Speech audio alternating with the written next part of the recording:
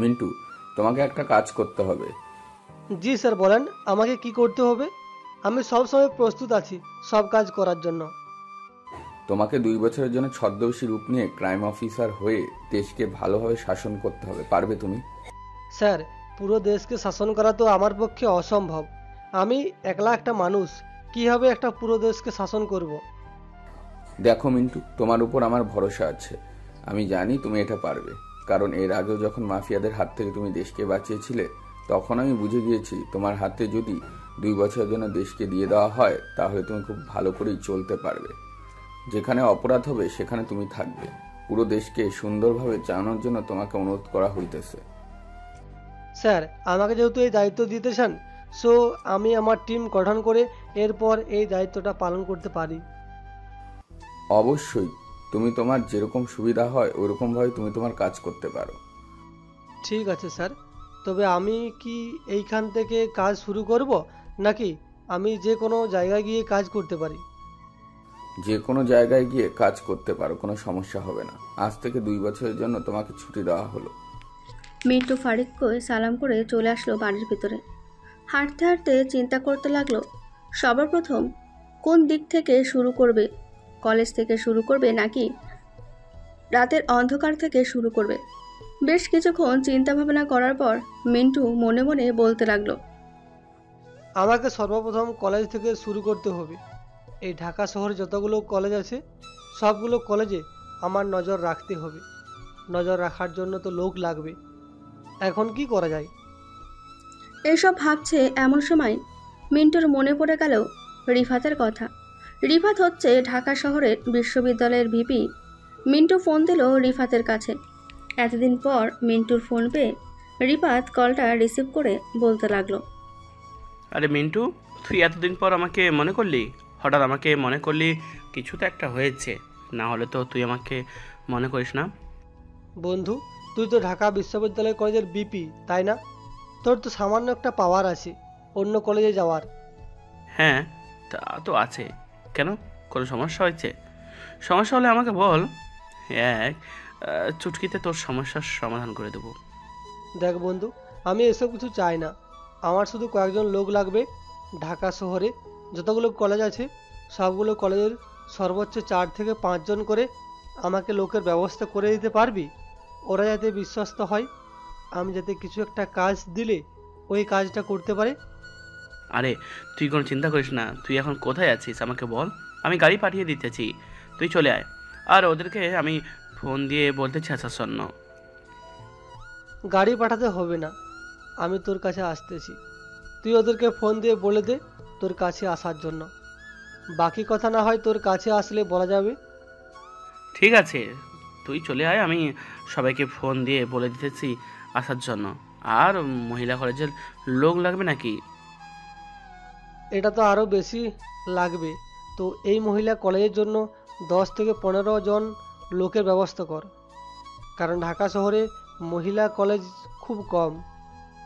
এইসব ভাবতে ভাবতে মিন্টু একটা রিক্সা নিয়ে চলে আসলো রিফাতের ক্লাবে। এসে দেখে সবাই চলে এসেছে। মিন্টুকে দেখে রিফাত তার চেয়ার থেকে উঠে এসে মিন্টুকে জড়িয়ে ধরল আর বলতে লাগলো, বন্ধু, কেমন আছিস? অনেকদিন পর তোর সাথে দেখা হলো। হ্যাঁ, আমি ভালো আছি। তুই কেমন আছিস? আর সবাই চলে এসেছে তো? আমি আলহামদুলিল্লাহ ভালো আছি। হ্যাঁ, সবাই চলে এসেছে। তুই তাদের সাথে কথা বল, আমার ছোট্ট একটা কাজ আছে, 10 মিনিটের মধ্যে কাজটা সেরে আসতেছি। ঠিক আছে, তুই তাহলে যা। রিফাত চলে গেল ওইখান থেকে। এদিকে মিন্টু বলতে লাগলো, ইডার মহিলা কলেজ, এই কলেজের কয়জন মেয়ে আছে এখানে? স্যার, আমরা এখানে 6 জন মেয়ে আছি। আমাদেরকে কে কি করতে হবে বলুন? তোমরা এক কাজ করো, তোমরা রেগুলার কলেজে যাও তো, নাকি তোমরা রেগুলার যাও না? জি স্যার, আমরা রেগুলার কলেজ যাই। Okay fine. এই ছোট্ট ছোট্ট ক্যামেরাগুলো ধরো। এইগুলো হচ্ছে দেওয়াল ক্যামেরা, যেইখানে লাগাবে ওইখানে সেট হয়ে থাকবে। আমি জানতে পেরেছি যে বিভিন্ন কলেজে মাদক ব্যবসা, ড্রাগস আরও অন্যান্য ইত্যাদি ব্যবহৃত হয়। আমাকে এই সরকার থেকে অনুমতি দিয়েছে যে এইসব কাজ একেবারে বন্ধ করে দেওয়ার জন্য। যারা যারা এসব কাজে জড়িত আছে তাদেরকে ধরার জন্য। স্যার, আপনাকে যে কাজ দেওয়া হয়েছে এটা আপনি কখনোই করতে পারবেন না, কারণ আপনি জানেন না এই ইডেন মহিলা কলেজে অনেক কিছুই হয়। আমরা তো চুপ করে থাকি, কিন্তু কাউকেই বলি না। সব থেকে বড় চক্র হচ্ছে এই ইডেন মহিলা কলেজ আছে। দেখো, আমি একজন বলে আমাকে সামান্য ভাববে না। আমি চাইলে সকল কিছু করতে পারি। তোমাদেরকে যেটা যেটা বলেছি সেইটাই করো। তোমরা নিশ্চয় জানো কোথায় কোথায় মাদক সেবন করা হয় এবং কোথায় কোথায় রাখা হয় বা কে কে দেয়। প্রথমে ওই জায়গাগুলোতে তোমরা এই ক্যামেরাগুলো লাগাবে। এখানে প্রায় 200+ সিসি ক্যামেরা আছে, যেগুলো আমি নিজে কন্ট্রোল করতে পারি। তোমাদের সকলের নাম্বার আমাকে একটা খাতায় লিখে দিয়ে যাও, বা এই নাও আমার ফোন, এইখানে সেভ করে লিখে দাও নিজেদের নাম এবং কলেজের নাম। আর হ্যাঁ, এই 200+ সিসি ক্যামেরা পুরো কলেজে লাগিয়ে দিবে, একটা যাতে বাদ না থাকে। আর হ্যাঁ, আমি যা যা বলতেছি এই কথাগুলো যাতে একটু চুলোও বাইরে না যায়, এমনকি ফারুককেও বলতে পারবে না তোমরা আমি এখানে কি কি বলেছি। ঠিক আছে স্যার, আপনি যেভাবে বলবেন ওইভাবেই কাজ হয়ে যাবে। ইডেন মহিলা কলেজ। এই কলেজের কয়জন মেয়ে আছে এখানে? ইডেন মহিলা কলেজের মেয়েদেরকে সকল কিছু বুঝিয়ে দিল মিন্টু। পরবর্তীতে বেগম বদরুন্নেসা সরকারি মহিলা কলেজ, তাদেরকেও স্টেপ বাই স্টেপ বুঝিয়ে দিতে লাগলো। পরবর্তীতে ভিকারুন্ননিসা নূর কলেজ, কুমুদিনী সরকারি মহিলা college, Siddheswari girls college, Abu Bakkar Siddique মহিলা কলেজ, কামরুন্নেসা সরকারি মহিলা কলেজ, রুকিয়া মহিলা কলেজ। সবাইকে সব কিছু বুঝিয়ে দিতে সবাই সবার কাজে লেগে পড়ল।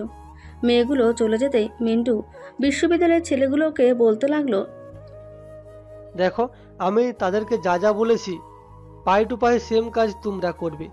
তোমরা তোমাদের কলেজের নাম লিখে নাম্বার লিখে দিয়ে যাও। আর এখানে দেখো সিসি ক্যামেরা রাখা আছে, ব্যাগের ভিতর আলাদা আলাদাভাবে সবগুলো নিয়ে যাও। ঢাকা বিশ্ববিদ্যালয়, জাহাঙ্গীরনগর বিশ্ববিদ্যালয়, বাংলাদেশ প্রকৌশল বিশ্ববিদ্যালয়, বাংলাদেশ কৃষি বিশ্ববিদ্যালয়, BRAC university, east West university, independent university বা বাংলাদেশ, আহসানুল্লাহ বিজ্ঞান ও প্রযুক্তি বিশ্ববিদ্যালয়, Stamford university Bangladesh, Bangladesh university of professional. এই সকল কলেজের ছেলে এবং মেয়েগুলোকে সকল কাজ বুঝিয়ে দিল। সারাদিনের ভেতরে তারা তাদের কাজ শেষ করে মিন্টু খেয়ে ফোন দিয়ে বলে দিল যে তাদের কাজ শেষ। এদিকে মিন্টু কম্পিউটারের সামনে বসে আছে, সকল কিছু অ্যাক্সেস কম্পিউটারে নিতেছে। রাতের মধ্যে সকল কিছু নেওয়া হয়ে গেল। মিন্টু বসে আছে তার রুমে।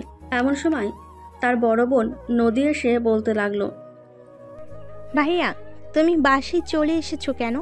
মন্ত্রীকে বুঝি আর বিয়ে লাগবে না? হ্যাঁ লাগবে। আমাকে 2 বছরের জন্য দেশটাতে থেকে সকল বাজে কাজ মুছে দেওয়ার জন্য বলা হয়েছে। তাই আমাকে 2 বছর সময় দিয়েছে। এই 2 বছরের মধ্যে আমাকে সকল কাজ করতে হবে। তুই এখন যা, আর আমাকে বিরক্ত করিস না। পারলে আমার জন্য 1 কাপ কফি এনে দিয়ে যা। ঠিক আছে ভাইয়া, আমি তোমার জন্য কফি নিয়ে আসতেছি। মিন্টু পুরো একটা রুমের মধ্যে 12টা কম্পিউটারে সকল কিছু অ্যাক্সেস নেওয়া হয়ে যাওয়ার পর বসে আছে। বসে বসে দেখতে লাগলো কেউ আসে নাকি আসে না। রাত প্রায় 1টা। মিন্টু কম্পিউটারের সামনে বসে বসে ঘুরে ঘুরে দেখছে। এমন সময় দেখতে পেল ইডেন মহিলা কলেজের ভেতর কয়েকটা ছেলে ঢুকলো, হাতে বড় বড় ব্যাগ। ওরা যেখান দিয়ে যাচ্ছে ওইখান দিয়ে মিন্টু তার সিসি ক্যামেরাগুলো দেখছে। হঠাৎ প্রিন্সিপাল স্যারের রুমের দরজাটা খুলে তাদের সাথে থাকা একটা বস্তা ভেতরে রেখে আবারও বাইরে বের হয়ে গেল। এইটা দেখে মিন্টু তাড়াতাড়ি করে চলে আসলো ইডেন মহিলা কলেজে। প্রিন্সিপাল স্যারের রুমে লকটা খুলে ভেতরে থাকা বস্তাটা খুলতেই দেখতে পেল অনেক ড্রাগস এবং মদ রাখা আছে। এইগুলো দেখে মিন্টু পুরো অবাক হয়ে গেল। বেশিক্ষণ দেরি না করে মেন গেট দিয়ে বের হয়ে চলে আসলো বাইরে। বাইকে সকল কিছু রেখে মিন্টু আবার বাড়ির দিকে রওনা দিল। বেশ কিছুক্ষণের মধ্যে চলে আসলো মিন্টু তার বাসায়। এসে দেখে তার বোন নদী কম্পিউটারের সামনে বসে আছে। নদীকে দেখে বলতে লাগলো, কি রে নদী, তোকে এত বড় সাহস দিয়েছে কে এই ঘরে আসার জন্য? ভাইয়া, আমি তোমাকে কফি দেওয়ার জন্য আসছিলাম, এসে দেখি তুমি নেই। আর কম্পিউটারের মধ্যে দেখা যাচ্ছে তুমি ইডেন মহিলা কলেজের ভিতর ঢুকেছো এবং সাথে একটা ব্যাগ নিয়ে এসেছো। আবার ঢাকা ইউনিভার্সিটিতে কয়েকজন লোক ঢুকেছিল, তাদের সাথে 2টা বস্তা ছিল। নদীর কথা শুনে মিন্টু তাড়াতাড়ি করে কম্পিউটারের সামনে বসে ঢাকা বিশ্ববিদ্যালয়ের সিসি ক্যামেরাগুলো দেখতে লাগলো। বেশ কিছুক্ষণ দেখার পর মিন্টু তাড়াতাড়ি করে চলে আসলো ঢাকা বিশ্ববিদ্যালয়ে। বস্তা 2টা নিয়ে আবারও চলে আসলো বাসায়। বাসায় আসতেই নদী আবারও বলতে লাগলো, ভাইয়া, তুমি এভাবে একা কয়টা বিশ্ববিদ্যালয়ে যাবে? এখানে তো আরও 5 থেকে 6টা মহিলা কলেজ এবং বিশ্ববিদ্যালয় এরকম একই সেম কাজ হয়েছে। আমাকে যে করে হোক কিছু একটা করতে হবে। এইভাবে একা কাজ করা সম্ভব হবে না, আমাকে দল গঠন করতে হবে। স্যারের কাছে ফোন দিই, দেখি স্যার কি বলে। এই বলে মিন্টু ফোন দিল মন্ত্রীকে। বেশ কিছুক্ষণ পর মন্ত্রী ফোনটা রিসিভ করে বলতে লাগলো, হ্যালো মিন্টু, এত রাতে তুমি ফোন দিয়েছো? স্যার, সকল কলেজে মাদক, ড্রাগস এসব দিয়ে আসা হচ্ছে। এখন আমি একা পারতেছি না। আপনার যদি কোনো বিশ্বস্ত লোক থাকে তাহলে যদি আমার কাছে পাঠিয়ে দিতেন খুব ভালো হতো। মিন্টু, আমার বিশ্বস্ত লোক বলতে এখন আপাতত কেউ নেই। এক কাজ করো, তুমি তোমার নিজের টিম তৈরি করে তুমি নিজের কাজটা কমপ্লিট করো। এর মধ্যে আরও যদি কিছু সাহায্য লাগে, টাকা পয়সা লাগে, তাহলে আমি দেবো, চিন্তা করো না। ঠিক আছে স্যার, আমি কিছু ড্রাগস এবং মদের বোতল এনেছি 2টা বিশ্ববিদ্যালয় থেকে। এখন এগুলো কি করব? এক কাজ করো, এইগুলো তুমি ভেঙে পুড়িয়ে ফেলো। সরকারি অফিসে জমা দেওয়ার কোনো দরকার নেই। জমা দিলে ওরা আবার যে কোনো একটা কারসাজি করে এইগুলো বিক্রি করে দেবে। ঠিক আছে স্যার, আপনি নিশ্চিন্তে থাকেন। ইনশাল্লাহ এই 2 বছরের ভিতরে আমি সকল মাদক ব্যবসা এবং অন্যান্য যা কিছু আছে সব কিছু চিরতরে মুছে দিব, যাতে আর কেউ অন্যায় করতে না পারে। এই বলে মিন্টু ফোনটা কেটে দিল। মিন্টু ফোনটা কেটে দিয়ে ফোন দিল তার বন্ধু রায়হানকে। রাত প্রায় 3টে। এমন সময় রায়হানের ফোনটা বেজে উঠল। রায়হান ঘুম ঘুম চোখে ফোনটা রিসিভ করে কানের কাছে নিতেই মিন্টু বলতে লাগলো, হ্যালো রায়হান, তুই কোথায় আছিস? এখন আমাদের সকল বন্ধুদেরকে নিয়ে চলে আয় তো আমাদের বাসায়। ভাই, এখন রাত 3টা বাজে, তুই এত রাতে ফোন দিয়ে বলতেছিস তোর বাসায় যাওয়ার জন্য? প্লিজ, আমরা সকালের দিকে আসতেছি, তুই কিছু মনে করিস না। আর এত রাতে ওরা কেউ ঘুম থেকে উঠবেও না। প্লিজ বন্ধু, জরুরি দরকার, এটার জন্যই তো তোদেরকে এত রাতে ফোন দিয়েছি। না হলে তোরা দেখেছিস কোনোদিন তোদেরকে এত রাতে ফোন দিতে? আচ্ছা, আমরা 1 ঘন্টার মধ্যে আসতেছি, সবাই এখন ফোন রাখ। মিন্টু ফোনটা রেখে দিয়ে বসে বসে কফি খেতে লাগলো। এমন সময় নদী মিন্টুকে বলতে লাগলো, ভাইয়া, তুমি এত বড় কাজ একা করতে পারবে? কাজ যেহেতু নিয়ে নিয়েছি সো আমাকে করতেই হবে, তাই না? তুই যা, গিয়ে ঘুমা, রাত হয়েছে অনেক। তোমার বন্ধু বান্ধবরা আসুক, দরজা খুলে দিয়ে এরপর না হয় আমি ঘুমাবো। ঠিক আছে, যা তাহলে তুই তো রুমে, আমি কাজ করতে থাকি। এই বলে মিন্টু তার রুমে বসে 3টে বস্তা খুলে দেখে প্রায় অনেক টাকার মাল আছে এখানে। মিন্টু তার খাটের নিচে ভালোভাবে এগুলো লুকিয়ে রাখলো আর মনে মনে বলতে লাগলো, এগুলো যেহেতু আমি পেয়ে গেছি সো এগুলো দিয়ে এখন কিছু করা যাবে না। যা করতে হবে একেবারে সকল কাজ কমপ্লিট করার পর করতে হবে।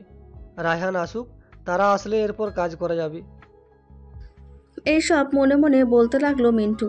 প্রায় 1 ঘন্টা পর রায়হান এবং তার সকল বন্ধুরা চলে আসলো মিন্টুর বাসায়।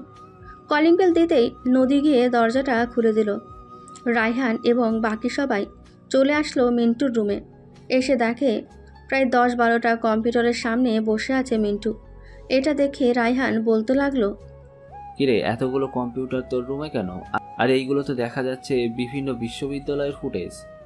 হ্যাঁ, এগুলো বিভিন্ন বিশ্ববিদ্যালয়ের ফুটেজ। শোন, এই দেখ, এই সব কিছু কিন্তু বিভিন্ন বিশ্ববিদ্যালয় থেকে পাওয়া গেছে। আমি আজকে রাতে 3 বস্তা নিয়ে এসেছি। প্রতিদিন রাতে মেবি এরকম হয়। তোকে এই খবর দিয়েছে কে বল তো আমাকে? আর তুই এসব কাজ করতেছিস কেন? এইসব কাজের জন্য তো প্রশাসন আছে। তোরা তো জানিস আমি মন্ত্রীর পিএ। উনি আমাকে 2 বছরের সময় দিয়েছে এই সমাজ যাতে সুন্দরভাবে গড়ে তুলতে পারি। এটার জন্য আমি যা ইচ্ছে তাই করতে পারবো। এখন কেউ আমাকে বাধা দিতে পারবে না। তা না হয় বুঝলাম কেউ তোকে বাধা দিতে পারবে না, কিন্তু এখানে যদি আমরা কিছু করতে যাই তাহলে তো আমাদের জীবন ঝুঁকিতে আছে। আমরা কিভাবে তোকে সাহায্য করব? শোন, তোদেরকে বেশি কিছু করতে হবে না। তোরা যেহেতু বিভিন্ন কলেজে যেতে পারিস, তোরা শুধু খেয়াল রাখবি কোন কলেজে বেশি এসব কাজ চলতেছে এবং কে কি কাজ করতেছে, কারা কারা আছে এর পিছনে। জাস্ট আমাকে বলবি, এতটুকুই। ঠিক আছে, আর কিছু করতে হবে নাকি আমাদের? হ্যাঁ, করতে হবে। প্রতিদিন রাতে বিভিন্ন কলেজ থেকে এইসব গিয়ে নিয়ে আসতে হবে। পারবি তো দেওয়াল টপকিয়ে এইসব নিয়ে আসতে? আরে শালা, কি বলছিস এইসব? আগে এক গাছ থেকে ওই গাছে লাফ দিয়ে চলে গেছে, আর এইটা তো দেওয়াল। এটা তো সামান্য কিছু আমাদের জন্য, চিন্তা করিস না। শুধু ফোন দিয়ে বলবি কোন কলেজে এসব হচ্ছে, আমরা ওই কলেজ থেকে সব কিছু নিয়ে আসব। এখন তাহলে আমরা বাসায় চলে যাই। হ্যাঁ, বাসায় চলে যা। আর সব সময় কান এবং চোখ খোলা রাখবি। যদি কিছু দেখতে পাস এবং কারো কাছ থেকে কিছু শুনতে পাস, তাহলে জাস্ট আমাকে ফোন দিয়ে বলবি এবং তার ছবিটা পাঠাবি যদি পারিস। বাকিটা আমি দেখে নিতেছি। রায়হান তার বন্ধু বান্ধবদের নিয়ে চলে গেল যার যার বাসায়। সকালে মিন্টু ঘুম থেকে উঠে ফ্রেশ হয়ে চলে আসলো ঢাকা ইউনিভার্সিটিতে। এসে দেখে সবাই কলেজের মাঠে গোল হয়ে দাঁড়িয়ে আছে। মিন্টু বোঝার চেষ্টা করছে কি হয়েছে। কিছু দূর সামনে এগিয়ে যেতে শুনতে পেল, কালকে রাতে আমাদের কলেজে চুরি হয়েছে। আমার কেবিনে প্রায় অনেক কিছু ছিল, সব কিছু নিয়ে গেছে চোর। এখন থেকে কলেজে সিসি ক্যামেরা লাগানো হবে, কে কে আসতেছে কে কে যাইতেছে সব কিছু খেয়াল করা হবে। প্রিন্সিপাল স্যারের মুখে এমন কথা শুনে একজন ছাত্র বলে উঠল, স্যার, সামান্য একটা চুরির জন্য আপনি কলেজে সিসি ক্যামেরা লাগাবেন? এতে তো আরও ক্ষতি হবে আমাদের, কারণ আমরা ফ্রেন্ড সার্কেলরা হাত ধরে ঘোরাঘুরি করতে পারি, আবার মজা করতে পারি। এসব তো সিসি ক্যামেরাতে ধরা পড়বে, তখন তো আমাদের মান সম্মান নিয়ে টানাটানি হবে। এই কলেজে সিসি ক্যামেরা লাগানো যাবে না। এই তোমরা কি বলো? হ্যাঁ হ্যাঁ, এই কলেজে সিসি ক্যামেরা লাগানো যাবে না। প্রিন্সিপাল স্যার, আপনি এই কলেজে সিসি ক্যামেরা লাগাতে পারবেন না। সিসি ক্যামেরা লাগালে আমরা আন্দোলন শুরু করব। ছাত্রছাত্রীর কথা শুনে প্রিন্সিপাল স্যার কিছুটা ভয় পেয়ে গেল। সবাইকে উদ্দেশ্য করে আবার বলতে লাগলো, ঠিক আছে, আমি সিসি ক্যামেরা লাগাবো না, কিন্তু আজকে যে এই ঘটনা ঘটে গেছে এটার দায়ভার কে নেবে? স্যার, এটা কেমন বিষয়? আজকে মাত্র একদিন চুরি হয়েছে, আর আপনার কেবিন তো তালা মারা থাকে, ওই কেবিন তো কেউ ঢোকে না। সকালে এসে তো আমরা দেখেছি আপনার কেবিন তালা মারা। সো আপনি কিভাবে বলেন যে আপনার কেবিন থেকে কিছু চুরি হয়েছে? সবার মুখে এই রকম কথা শুনে প্রিন্সিপাল স্যার কি বলবে বুঝে উঠতে পারছে না। কিছু না বলতে পেরে প্রিন্সিপাল স্যার মাথা নিচু করে চলে গেল তার কেবিনে। পকেট থেকে ফোনটা বের করে ফোন দিল একটা নাম্বারে। কার কাছে ফোন দিয়েছে এটা না হয় পরে জানতে পারবেন। চলুন শুনে আসি কি কথা হচ্ছে। ভাই, কে বা কারা জানি মাল রাখার পর কলেজের ভিতর এসে আমার কেবিন থেকে মালগুলো নিয়ে গেছে। কী সব বলতেছো তুমি? তোমার কেবিন থেকে মাল নিয়ে গেছে, এটা কিভাবে হলো? ওই তালা চাবি তো মাত্র দুইটা, একটা হচ্ছে আমাদের ছেলেপেলের কাছে, আরেকটা হচ্ছে তোমার কাছে। তুমি আমাদেরকে মিথ্যা কথা বলতেছো না তো? ওইখানে কিন্তু প্রায় 3 কোটি টাকার মাল আসছিল। ভাই, আমি সত্যি কথা বলতেছি। আপনি চাইলে আমার কলেজের সিসি ক্যামেরা একবার চেক করে দেখতে পারেন। যে কলেজের ভিতর ঢুকেছিল সে মুখ মাস্ক পরেছিল। আমি সকালে এসে দেখি এরকম অবস্থা। পরে সিসি ক্যামেরা দেখতে বুঝতে পারলাম যে চুরি হয়েছে। দেখ, তোর কোনো কথা শুনতে চাই না। যে করেই হোক মালগুলো বের করে আন, না হলে কিন্তু তোদের থেকে মন্ডুটা আলাদা করে তোর কলেজে টাঙ্গিয়ে রাখবো। ভাই, আমাকে বিশ্বাস করেন, আমি সত্যি কথা বলতেছি। আমি আপনার নুন খাই, আমি কিভাবে আপনার ক্ষতি করতে পারি বলেন? আমি শেষবারের মতো বলতেছি, তোকে 1 মাসের সময় দিলাম। এই 1 মাসের মধ্যে সকল মাল তুই বের করবি, এর মধ্যে তোকে কোনো মাল দেওয়া হবে না। ঠিক আছে, আমি এই 1 মাসের মধ্যে খুঁজে বের করব কে চুরি করেছে। রাখলাম তাহলে এখন ভাই। এই বলে প্রিন্সিপাল ফোনটা কেটে দিল। ফোনটা কেটে দিয়ে চেয়ারে হেলান দিয়ে চোখ বন্ধ করে বসে আছে। এমন সময় মিন্টু প্রবেশ করলো প্রিন্সিপাল স্যারের কেবিনে। প্রিন্সিপাল স্যারকে দেখে মিন্টু বলতে লাগলো, স্যার আসসালামু আলাইকুম, কেমন আছেন? ওয়ালাইকুম আসসালাম। এই তো ভালো আছি। তুমি কে? তোমাকে তো চিনলাম না। স্যার আমি মিন্টু, এই কলেজে পড়ে গিয়েছিলাম 2 বছর আগে। আমার কিছু সার্টিফিকেট রয়েছে কলেজে, ওইগুলো নিতে এসেছি। ও আচ্ছা, তুমি একটু এখানে বসো, আমি তোমার সার্টিফিকেটগুলো বের করে দিতেছি। মিন্টু চেয়ারে বসে টেবিলের নিচে 2টা মাইক্রো সিসি ক্যামেরা লাগিয়ে দিল, যেটাতে ভিডিও হবে এবং কোথাও শোনা যাবে। বেশ কিছুক্ষণ পর প্রিন্সিপাল স্যার সার্টিফিকেট বের করে দিয়ে দিল মিন্টুকে। মিন্টু সার্টিফিকেটগুলো নিয়ে চলে আসলো বাসায়। এসে সিসি ক্যামেরা 2টো অ্যাক্টিভ করলো। এইদিকে প্রিন্সিপাল স্যার ফোনে কথা বলছে কার সাথে জানো। বেশ কিছুক্ষণ কথা বলার পর প্রিন্সিপাল স্যার ফোনটা কেটে দিল। এদিকে মিন্টু সকল কিছু শুনে ফেলেছে, কি কথা বলেছে, কি না বলেছে। বেশ কিছুক্ষণ পর মিন্টু ফোন দিল রায়হানকে। সব কিছু খুলে বলার পর রায়হান বলতে লাগলো, ঠিক আছে মিন্টু, তুই কোনো চিন্তা করিস না, কাজ হয়ে যাবে রাতে। এই বলে মিন্টু ফোনটা কেটে দিল। ফোন কাটার পর রুমের ভেতরে বসে আছে এমন সময় নদী আসলো আর মিন্টুকে উদ্দেশ্য করে বলতে লাগলো, ভাইয়া, তোমার সাথে কে যেন দেখা করতে এসেছে, নিচে একটা মেয়ে, যাও দেখা করে আসো। আমার সাথে মেয়ে দেখা করতে এসেছে? বুঝলাম না ব্যাপারটা। নিশ্চয়ই তুই আমার সাথে মজা করতেছিস, তাই না নদী? আরে না ভাইয়া, আমি সিরিয়াসলি বলতেছি, একটা মেয়ে এসেছে তোমার সাথে দেখা করতে। জানি না কে, আগে কখনো এই এলাকায় দেখি নাই। তুমি একটু যাও তো, গিয়ে দেখে আসো। মিন্টু চলে আসলো বাড়ির বাইরে। এসে দেখে একটা বোরকা পরা মেয়ে দাঁড়িয়ে আছে। মিন্টুকে দেখিয়ে বলতে লাগলো, এই নেন, আপনার জন্য একটা পার্সেল এসেছে। আশা করি পার্সেলটা দেখবেন। আরেকটা কথা, রাতে যখন বাহিরে বের হবেন খুব সাবধানে বের হবেন। এই বলে মেয়েটা চলে যেতে যাবে এমন সময় মিন্টু পেছন থেকে বলে উঠল, এই মেয়ে দাঁড়াও, আর কে তুমি? আগে তো কখনো এই এলাকায় দেখি নাই। নিশ্চয়ই তুমি আমাকে চিনো, তাই না? হ্যাঁ, আমি আপনাকে অনেক আগে থেকেই চিনি। আপনি মন্ত্রীর বিয়ে। এই বলে মেয়েটা চলে গেল ওইখান থেকে। এদিকে মিন্টু বক্সটা নিয়ে চলে আসলো তার রুমে।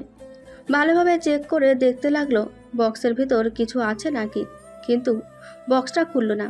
বেশ কিছুক্ষণ দেখার পর মিন্টু একটা ছুরি নিয়ে বক্সের পেপারগুলো কাটতে লাগলো। বেশ কিছুক্ষণ কাটার পর বক্সটা খুলল। ভেতরে আরও 2টা বক্স। এটা দেখে নদী বলতে লাগলো, ভাইয়া, মেয়েটা মনে হয় তোমার সাথে মজা করতেছে। দেখো না, একটার ভিতর কয়টা বক্স দিয়েছে। নদী, তুই হয়তো জানিস না, আমি যখন মন্ত্রীর বিয়ে হব তখন আমি এর চাইতেও আরও একটা পাতলা ছোট কাগজের ভিতরে একটা চাপ দিয়েছি। ওই চিপটা শুধু মন্ত্রী ছাড়া আর কেউ দেখে নাই। সো উনি তো মাত্র 3টা বক্স দিয়েছে। আশা করি ভিতরে কিছু আছে। এই বলে মিন্টু বক্সগুলো খুলতে লাগলো। বক্সগুলো খোলার পর মিন্টু দেখতে পেল বক্সের ভেতরে ছোট্ট একটা চিপ। এটা দেখে নদী বলতে লাগলো, ভাইয়া, তোমার কথা একদম সত্যি হয়েছে। এটার ভিতরে তো দেখি একটা চিপ রাখা আছে। নিশ্চয়ই এই মেয়েটা তোমাকে কিছু দিয়েছে। এটা লাগিয়ে দেখো তো কি আছে এটার ভিতরে। মিন্টু চিপ লাগাতেই দেখতে পেল একটা ভিডিও। ভিডিওতে দেখা যাচ্ছে যে কিছু ড্রাগস ব্যবসায়ীরা একসাথে বসে আছে। এদের সাথে বসে আছে রাকিব। এটা দেখে মিন্টু মনে মনে বলতে লাগলো, ও আইসি, এখনই তাড়াতাড়ি প্ল্যান পাল্টাতে হবে, না হলে ওই রাকিবের কাছে সবাই ধরা পড়ে যাবে এবং সব সত্যি কথা বলে দেবে। বলে মিন্টু সবগুলো লোকদেরকে বলে দিয়েছে যে মিন্টু গিয়ে সিসি ক্যামেরা নিয়ে এসেছে আর নাকি কোনো কাজ করতে হবে না। সবাইকে এই খবর জানিয়ে দেওয়ার পর মিন্টু ফোন দিল রাকিবের কাছে। এইদিকে রাকিব কলটা রিসিভ করে বলতে লাগলো, কিরে মিন্টু, কিছু বলবি নাকি? বললে তাড়াতাড়ি বল, আমি একটু বাইরে একটা কাজে এসেছি তো, তোর সাথে পরে না হয় কথা বলবো। আর শোন, 2 মিনিট কথা বলবো। যাদেরকে ডেকে এনে কাজ করিয়েছিলাম ওই কাজ আর করতে হবে না, তাই সবাইকে মানা করে দিয়েছি। আমি আবারও ফিরে যাইতেছি মন্ত্রীর কাছে, আর মন্ত্রীকে বলে দিতেছি যে আমি এই কাজ পারবো না।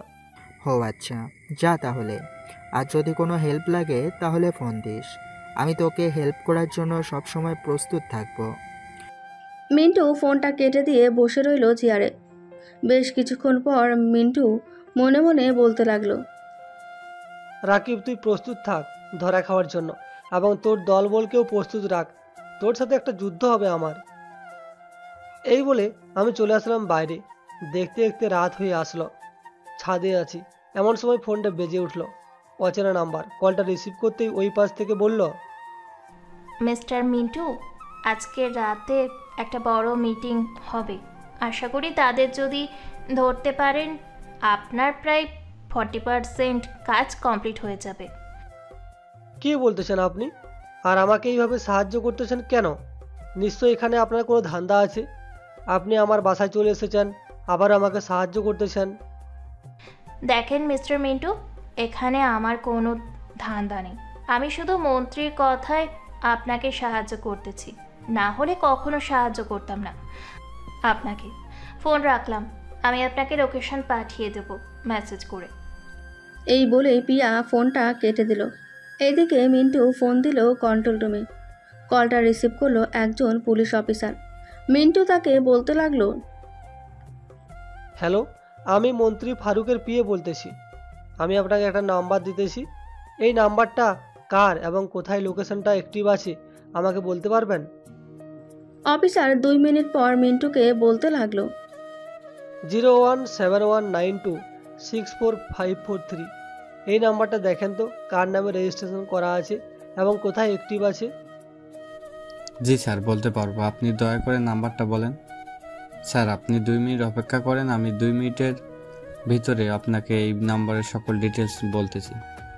ধন্যবাদ আপনাকে। আর যদি কিছু প্রয়োজন হয় তাহলে আমি আবারও ফোন দিব। রাখলাম তাহলে এখন। এই বলে মিন্টু ফোনটা কেটে দিয়ে চলে আসলো বাড়ির বাইরে। আশেপাশের বাড়িগুলোতে খুব ভালোভাবে দেখছে। এমন সময় একটা বাড়ির দিকে নজর গেল মিন্টুর। ব্যালকনিতে দাঁড়িয়ে আছে সেই বোরকা পরা মেয়েটা। মেয়েটাকে দেখে মিন্টু চলে আসলো ওই বাড়িতে। কলিং বেল দিতেই মেয়েটা এসে দরজা খুলে দিল। মিন্টুকে দেখে বলতে লাগলো, আপনি কেন আমাকে সাহায্য করতেছেন? আপনার উদ্দেশ্য কি বলেন তো আমাকে। দেখেন, আমি আবারও বলতেছি, আমার কোনো উদ্দেশ্য নেই। আপনার স্যার বলেছে আপনাকে সাহায্য করার জন্য, তাই আমি সাহায্য করতেছি কিছু তথ্য দিয়ে। আপনি চাইলে আপনার স্যারকে ফোন দিয়ে জিজ্ঞেস করতে পারেন। মিন্টু ফোন দিল মন্ত্রী ফারুককে। বেশ কিছুক্ষণ পর মন্ত্রী ফারুক ফোনটা রিসিভ করে বলতে লাগলো, হ্যালো মিন্টু, বলো কি হয়েছে? তুমি ফোন দিয়েছো কেন আবার? স্যার, আপনি কি একটা মেয়েকে কাজে লাগিয়েছেন আমাকে সাহায্য করার জন্য, নাকি এই মেয়েটা কোনো এজেন্ট? ওই মেয়েটা হচ্ছে আমার মেয়ে, যাকে তুমি এখনো দেখোনি। আর আমি তাকে তোমার হেল্প করার জন্য কাজে লাগিয়েছি। সে তোমার শুধু তথ্য দিয়ে সাহায্য করবে, এর বেশি কিছু দিতে পারবে না। ঠিক আছে স্যার, এতটুকুই জানার জন্য আপনাকে ফোন দিয়েছি। রাখলাম তাহলে এখন ফোন। এই বলে মিন্টু ফোনটা কেটে দিল। ফোনটা কেটে দিয়ে মিন্টু মেয়েটাকে উদ্দেশ্য করে বলতে লাগলো, আপনি এই তথ্য এবং ভিডিওগুলো কোথা থেকে পেয়েছেন সত্যি করে বলেন। আর আপনি কীভাবে জানেন এইখানে ওইখানে মিটিং হবে? আপনিও নিশ্চয়ই ওদের সাথে জড়িত আছেন। মিস্টার মিন্টু, মুখ সামলে কথা বলবেন। আমার একজন এজেন্ট আছে রাকিবের সাথে। সে আমাকে সবসময় খবর দিয়ে থাকে রাকিব কি করতেছে, কোথায় যেতেছে, কার সাথে দেখা করতেছে, ইত্যাদি ইত্যাদি। তাই আমি আপনাকে এই খবরটা দিয়েছি। আপনার যদি খবরের প্রয়োজন না হয় তাহলে আমাকে বলতে পারেন। আমি আর আপনাকে কোনো ইনফরমেশন দিয়ে সাহায্য করব না। আপনাকে যেহেতু বলা হয়েছে আমাকে ইনফরমেশন দেওয়ার জন্য, সো আপনি আমাকে ইনফরমেশন দিবেন। আর সরি, আমি আপনার ব্যাপারে ভুল বুঝে আপনার বাসায় চলে এসেছি। এখন তাহলে যাই, আর যদি কোনো হেল্প লাগে তাহলে আমাকে ফোন দিয়ে জানাবেন। এই বলে মিন্টু চলে আসলো তার বাসায়। এইদিকে প্রিয়া মনে মনে বলতে লাগলো, মিস্টার মিন্টু, আপনাকে তো আমি অনেক আগে থেকেই পছন্দ করি, কিন্তু আব্বুকে মুখ ফুটে বলতে পারতেছি না। তবে আপনার এই মিশন কমপ্লিট হওয়ার পর আমি আমার আব্বুকে জানিয়ে দেব। এরপর আব্বু যদি আমাকে আপনার সাথে বিয়ে দেয় তাহলে তো খুব ভালো হবে। এইসব ভাবছে প্রিয়া। এইদিকে প্রিয়া কম্পিউটারের সামনে এসে দেখে তারা মিটিং করতে বসে গেছে। এটা দেখে প্রিয়া মিন্টুকে মেসেজ দিয়ে বলে দিল জায়গাটার নামটা। এদিকে মিন্টু রেডি হয়ে চলে আসলো সেই জায়গায়। এসে তাকে সবাই বসে গোল মিটিং করছে। চলুন শুনে আসি তাদের মিটিংয়ে কি বলা হচ্ছে। ভাই, একদিনে 3 বস্তা মাল আমাদের কাছ থেকে চুরি হয়ে গেছে। কে বা কারা চুরি করেছে আমরা জানতে পারি নাই। সিসি ক্যামেরা চেক করেছি, সিসি ক্যামেরাতে কোনো ফুটেজ নেই। ওই রাতে কি করে যেন সিসি ক্যামেরাগুলো বন্ধ হয়ে গেছিল। দেখ রাকিব, আমি বুঝতে পারতেছি নিশ্চয় আমাদের পেছনে কোনো লোক লেগেছে। এখন যদি আমরা সাবধান না হই তাহলে আমাদের সকল মালগুলো তার নিয়ে নেবে। সো আমাদেরকে সাবধানে থাকতে হবে। এদিকে মিন্টু ওদের সকল কথা শুনে ওদের ওপরে গুলি করতে লাগলো। হঠাৎ গুলি চলার শব্দ শুনে সবাই যার যার মতো পালিয়ে যাচ্ছে।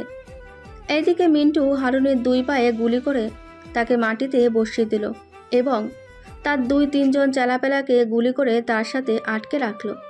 এইদিকে রাকিব তার বাইক নিয়ে কোন রকম ওইখান থেকে পালিয়ে গেল।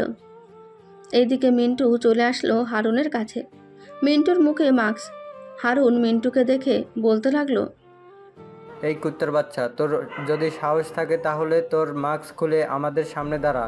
আমি দেখতে চাই তোর কত বড় বুকের পাঠা।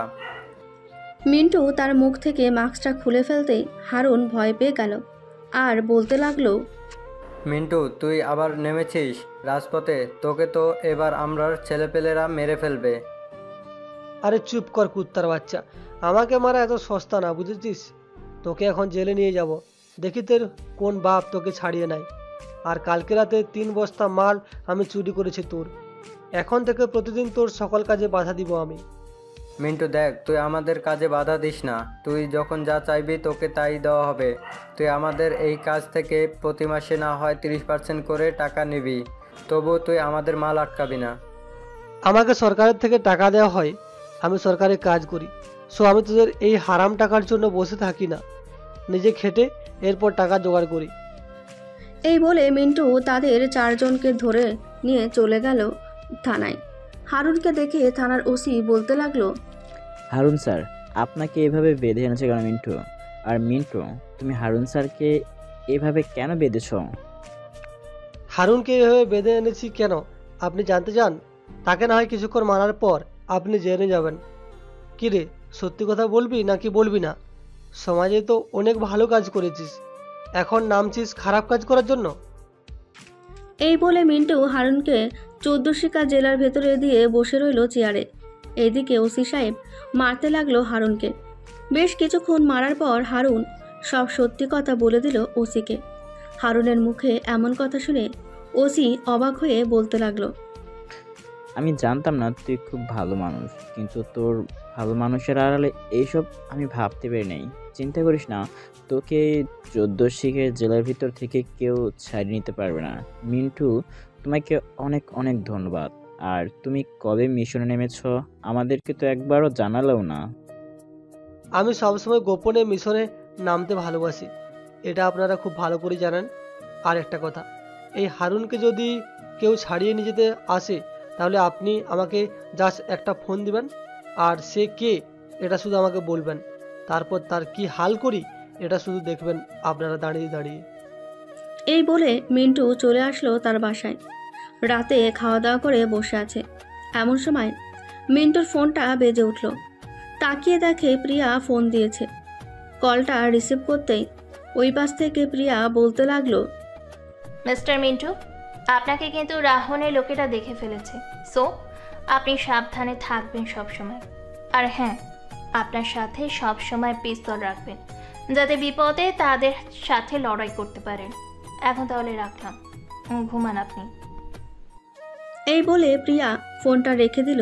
এদিকে মিন্টু চুপচাপ বসে আছে। বেশ কিছুক্ষণ পর বিছানায় শুয়ে পড়তেই মিন্টুর ঘুম চলে আসলো।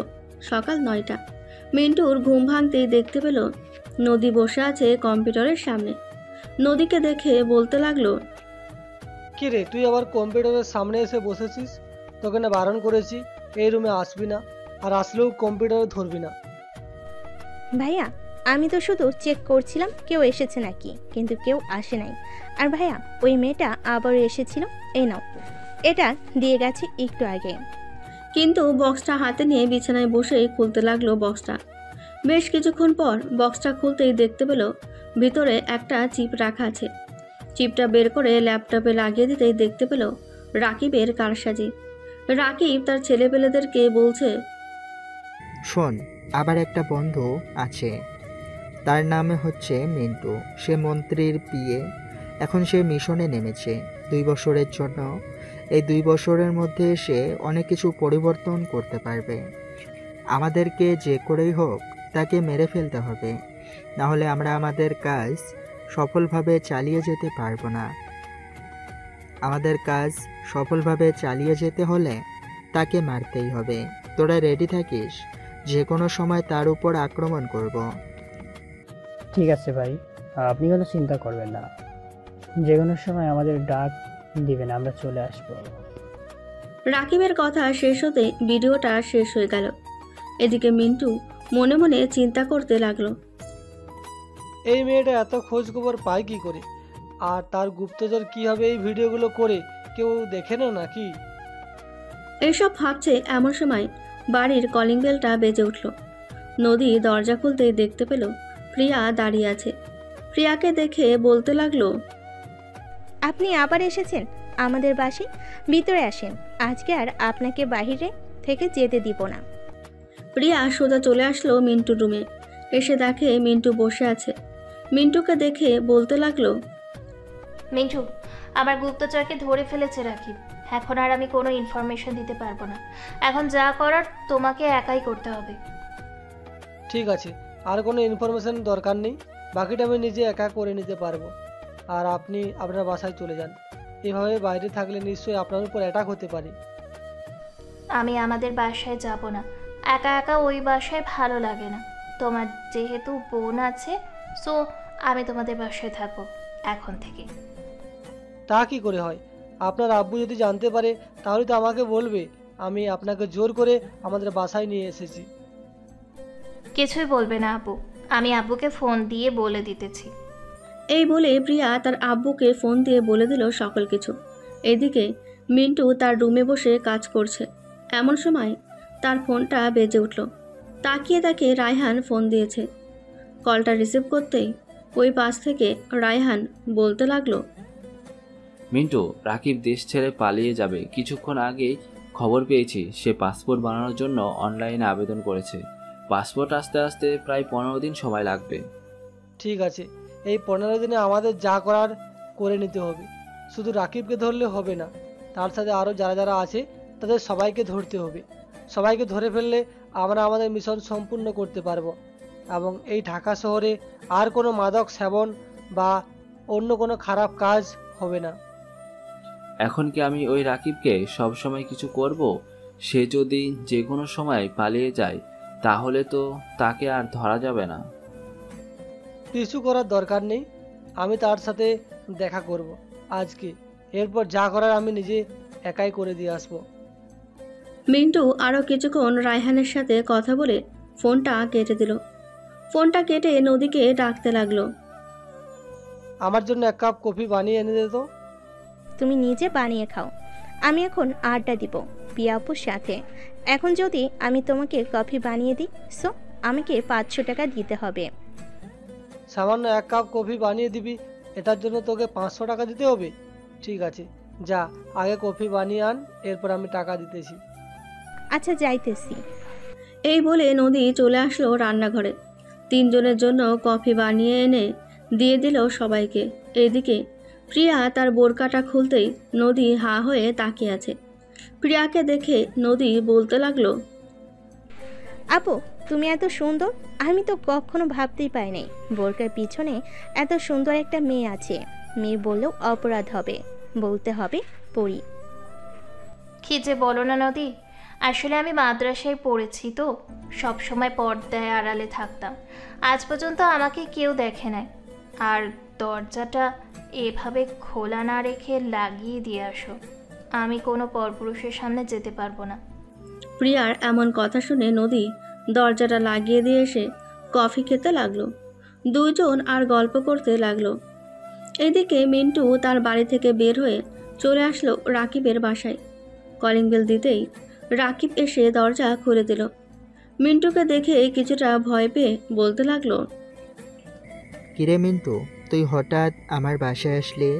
আসার আগে তো একবার ফোন দিয়ে আসতে পারতি। কেন রে রাকিব, আমি আসলে কি কোনো সমস্যা নাকি তোর? সমস্যা হলে বল, আমি চলে যাইতেছি এখন। আরে কোনো সমস্যা না। আমি যদি এখন বাসায়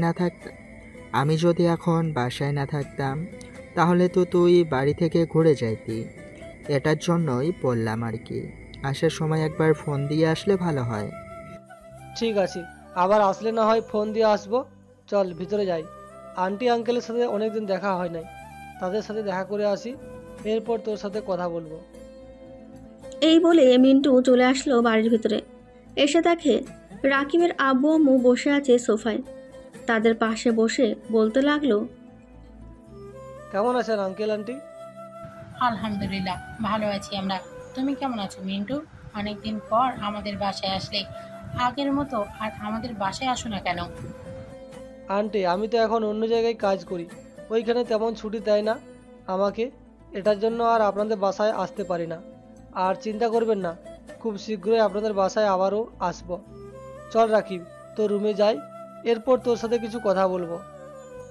না, রুমে যাওয়া যাবে না, এখানেই বল, কি বলবি?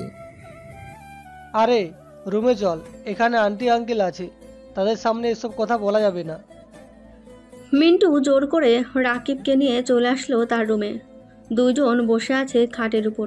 এমন সময় মিন্টু বলে উঠল, রাকিব, থানার ওসি আমাকে ফোন দিয়েছিল, বলেছে যে যারা ড্রাগস এবং মদের ব্যবসা করে তাদের মধ্যে নাকি একজনকে ধরে ফেলেছে। আশা করা যাইতেছে কয়েকদিনের মধ্যে বাকি সবাইকে ধরে ফেলবে। তা না হয় বুঝলাম, কয়েকদিনের মধ্যে সবাইকে ধরে ফেলা হবে, কিন্তু তুই আমাকে এসব বলতেছিস কেন? আমি এসব শুনে কি করব?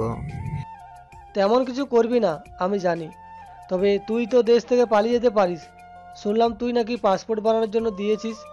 চিন্তা করিস না, 15 দিনের মধ্যে তোর পাসপোর্টও আসবে আর তুই জেলেও যাবি।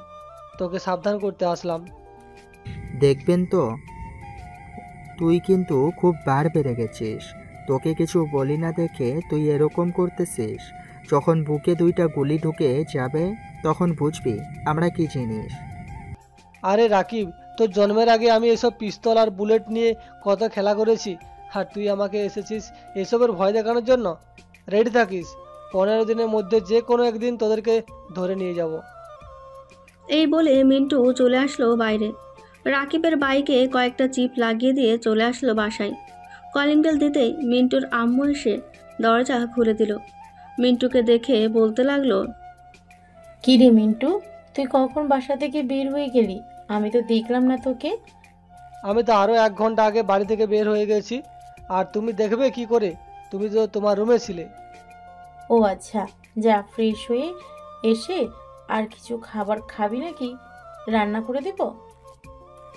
আম্মু ভালো কিছু রান্না করো, যেহেতু মন্ত্রীর মেয়ে আমাদের বাসায় থাকবে, সো তাকে তো ভালো মন্দ খাওয়াতে হবে, না হলে তো আবার তার আব্বুর কাছে বলবে যে তাকে ভালো মন্দ খাওয়ানো হয় নাই।